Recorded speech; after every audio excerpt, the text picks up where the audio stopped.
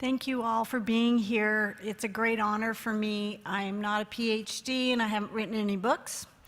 The reason I'm here today is because I'm very passionate about our country, about private property rights. My husband and I have a growing organic farm business that has been supported by an outside job in the energy sector, which is my job. I first met Isaac Orr from the Heartland Institute a few years ago when I gave a presentation in Washington, D.C., and he asked if I would become a policy advisor for energy because I come from a little bit different, unique experience, or background, I should say. I do a lot of advocacy work in Colorado, a lot of testifying. I've been on the National Association of Royalty Owners Board. I was the Colorado chapter president for 3 years. I'm on the Vital for Colorado board. I'm very passionate about promoting responsible energy and working on the issues between those who own the surface versus the minerals. My husband and I are mineral owners ourselves. So what I'm going to talk about to you today is some of those issues and how energy and agriculture, we're so incredibly blessed that we have the current administration that we do now. I just gave you my background, so I will continue on. I love this slide because I'm a firm believer in it that energy and agriculture is a marriage made in heaven. Someone several years ago at a conference had this saying, and I love it, from a farmer's wall: a farm is a hunk of land on which if you get up early enough mornings and work late enough nights, you'll make a fortune if you strike oil on it. My other favorite saying is, behind every successful farmer is a wife with a job, or vice versa. So one of the questions that I want to address is, does affordable, cheap energy benefit agriculture? And of course the answer is yes, because two of the largest expenditures by far for ag is fuel and fertilizer, both petroleum-based products. Also, I'm going to talk about that energy development does provide additional source of income to offset fluctuating crop prices and weather conditions, which obviously affect your crop yields. Right now we have about 7 billion people in our world, and Craig already mentioned this. We're projecting about a 9 million world population by 2050. So to keep up with this population growth, the world's farmers must produce as much food in the next 40 years growing season as has been produced in the past 4,000 years combined. So how are we going to do that? From 1961 to 2007, the food supplies per person increased 27%. However, the total amount of cropland increased by only 11%. One of the ways we're going to be able to produce more food is the fact that, as we all know, commercial fertilizer today is a petroleum-based product made from, it's a natural gas derivative that is used primarily on most of our farms today, and that is what feeds the world. And so I want to talk a little bit now about agriculture on the national level. Right now we have about 24 million American workers, or it's about 17% of our workforce. At the turn of the century, about the year 1900, 70% of us lived rural. If we didn't have a farm, a full-fledged farm, most people had a backyard cow for milk for their children, and for cooking they had some chickens, and maybe they raised a pig for food also. But by 1930, only 25% of the U.S. population lived on a farm. Today, it is less than 2%. In 1960, each farmer fed 25 people. Today, each U.S. farmer feeds 165 nationwide. And this statistic surprised me because we all think that there are no more family farms, but actually, the research I did, 97 to 99% of U.S. farms and ranches are family-owned or a family corporation, and they produce 86% of our nation's food. The average farm size is about 442 acres. That includes land that you own and lease. My husband and I fall right in that category, so I was greatly encouraged by that. And this statistic said that we still only spend about 10% on food, which I really find hard to believe because I about have a heart attack every time I go to the grocery store. So I think that's outdated. So how does cheap energy lower ag costs? Well, let's talk first about fuel. The greatest expense for farmers, again, is fuel. And in 2016, the total fuel expense was $11.3 billion. Diesel is the highest cost, and it accounts for about 65.5%, $7.4 billion. But because of the shale revolution and the amount of resource and the drop in price, diesel expenditures are down 7.5% just in 1 year between 2015 and 16. Gasoline is $2.1 billion, and it's down 8.7. LP gas or propane is $1.2 billion, down 14.1%, and other fuel, $640 million, down 1.5%. Fertilizer sales also have become quite a bit more affordable, going from, in 2014, 28 million, down to, in 2016, 23.5 million, a savings of over $4.5 million. So those things combined together with good, solid, reasonable policies really makes a difference to the farmer and rancher to stay in business. And here's a graph showing that some of the statistics about fuel. And what I think is interesting is you can see the red line is the average per farm, and then the total fuel expenditure in the blue.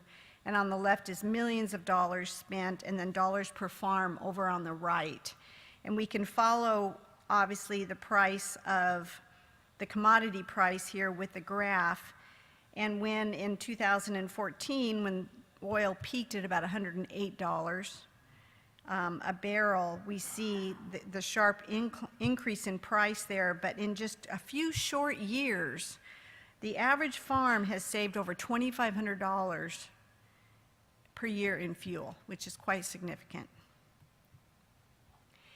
This is what my passion is I'm going to talk about mineral rights and the history of mineral rights a little bit and the split estate in our country. I firmly believe we live in the greatest country in the world, and one of those reasons is because we can own our property. I mean, isn't that amazing? And did you know, I'm probably jumping ahead, but I'm just going to jump ahead because I get so excited about this, that the shale revolution happened in our country because of private property rights. That's why we had the shale revolution here first. We are very smart, we're very innovative, we have resource, but a oil and gas company would much rather deal with a private citizen than, honestly, the government to negotiate a lease. And because, you know, I guess I am jumping all over. I should probably stick to my presentation, so I'll get back to this. We have about 8.5 to 12 million mineral royalty owners in our country today. About 70% of those are the private citizens. The other 30%, and that's in the lower 48 states, is owned by the government agencies. Minerals represent a staggering $350 billion in value today. The Trump administration estimates that there's $50 trillion in untapped shale reserves in our country. If we could get our government to have less, to be more efficient, less regulation, encourage good policies for development on federal lands, think of what we could do with that money even towards paying down the national debt. It'd just be incredible. And it's there, the resource is there. And I like to say, because there is a lot of discord today, especially I live in Colorado, the resource underlies a lot of the Front Range cities, so we have a lot of issues between the surface estate and the mineral estate, and whose property rights are more valuable and who's going to win and those types of things. But you know what? The federal minerals belong to all of us. So I like to tell everybody, you know what, we're all mineral owners in that sense. We all benefit because those dollars, we are the people, we the people. You know, the government works for us, and those resources technically belong to the people. So why are private property rights so important?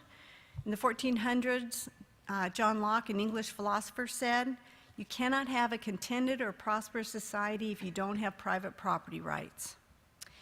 And they are our foundation of liberty. They set us apart from other countries. We are basically virtually the only country in the world where private citizens can own their minerals.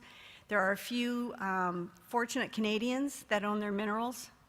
It is the most fundamental requirement of a capitalistic, I have 5 minutes? Wow. Economics system. And I already mentioned that the shale revolution happened here because of private property rights. 77% oil and 81% gas in 2012 was produced on private lands. Okay, so I guess I'm going to have to move on quickly here. Mineral income is life-changing to farmers and ranchers. So I will just say a few of these statistics. 35% of active farm and ranch land was located in shale counties. 12% of farm businesses there received about $66,000 a year in mineral income, compared to across all states, 6% received $56,000. And total payments to farm businesses in 2014 was $2.9 billion. That's just some significant income when you are trying to sustain a farm and or grow a farm. I tell you, it's like Christmas going to the mailbox. My husband and I own 4 tracts of minerals, and I just absolutely feel incredibly blessed because of mineral income. Some other benefits to mineral income is allows the family farm to stay in the farm. So many farmers and ranchers or children have left the farm because they can't make a living, and so if they can significantly benefit from owning their mineral rights, their kids can stay home and be farmers too. They're utilizing their full property rights. They can farm the surface, but they can also benefit from their mineral ownership, so they're getting their full benefit. And a lot of leases do provide for free gas for the farmers to use to run their farm on, which is another amazing benefit. My husband and I, our farm is organic based. There's currently 4 million acres in organic farming. Organic farming is expensive because of the cost of feed. It is, there are approximately 22,000 organic farms right now in our country. It's one of the fastest growing ag sectors. Obviously, we've talked a lot about at this conference about the challenges. I mentioned about the whole estate versus the split estate and the issues.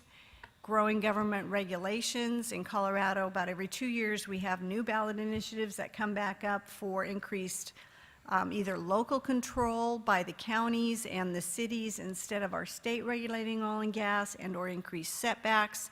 Those increased setbacks not only reduce the number of drillable acres, but it has a huge impact on agriculture, especially when you have irrigation and that messes up your crop circles and things like that for irrigating. So it has very far-reaching impacts.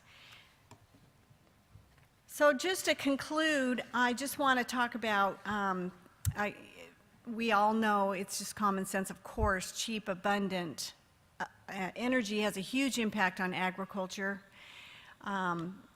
Yesterday it was mentioned that making a difference is 90% of the time is just showing up. So we need to not become discouraged. We need to continue to be engaged. We change the hearts and minds of the general public one encounter at a time. We need to keep speaking the truth. And I just wanted to show you a few quick pictures at the end of our very modest farm. We do have a solar system that my husband installed. I said, honey, you do know I work in oil and gas, and you're putting in solar? And he said, yeah, because of renewable mandates in Colorado, our energy costs have gone through the roof. So he installed the system himself for $14,000. It'll pay off in 4 or 5 years. So that's what he did. And then we have dairy goats, chicken, about 250 chickens for eggs and meat. We raise Great Pyrenees livestock guardian dogs. Those are 5 of my 8 grandchildren. We grow lots of grandkids. We do grass-fed beef, and we sprout organic barley hydroponically that we feed our livestock every day, so our animals are on live greens year-round, which is supremely healthy, controls feed costs, and it also helps us control the price of our feed. And pigs.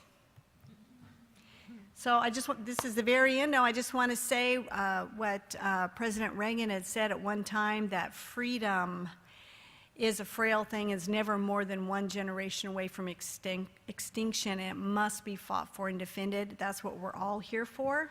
So thank you so much, and thank you for the opportunity of allowing me to share my heart. Thank you.